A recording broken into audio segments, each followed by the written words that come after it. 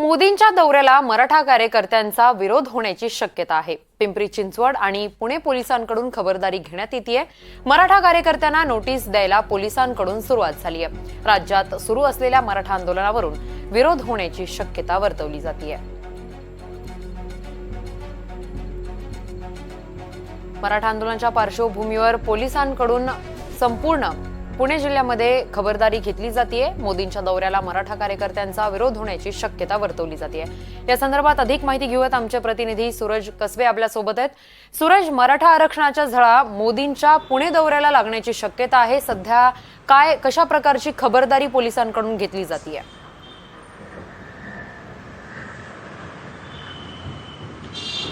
किरण, देशाचे पंतप्रधान नरेंद्र मोदी आज पुणे दौऱ्यावरती येत आहेत। महाराष्ट्रामध्ये मनोज जरांगे पाटील यांचं उपोषण अंतर्वारीसाठी येथे जे चालू होते ते स्थगित झालं असलं तरी मराठा क्रांती मोर्चाचे जे पदाधिकारी आहेत त्यांच्यामध्ये रोष अजूनही कायम आहे। याच अनुषंगाने पंतप्रधान नरेंद्र मोदी यांच्या दौऱ्याच्या निमित्ताने पिंपरी चिंचवड असेल किंवा पुणे शहरातील वेगवेगळ्या मराठा समाजाचे जे वेगवेगळे व्हॉट्सअप ग्रुप आहेत, सोशल मीडियाचे जे प्लॅटफॉर्म आहेत, त्यावरती एक मेसेज व्हायरल होतोय की पंतप्रधान नरेंद्र मोदी यांना मराठा आरक्षणाच्या संदर्भात जाब विचारण्यासाठी आपण आंदोलन घेतोय आणि या आंदोलनासाठी मोठ्या संख्येने मराठा बांधवांनी एकत्र येण्याची विनंती देखील केल्याचे मोठ्या प्रमाणात हा मेसेज व्हायरल होत होता।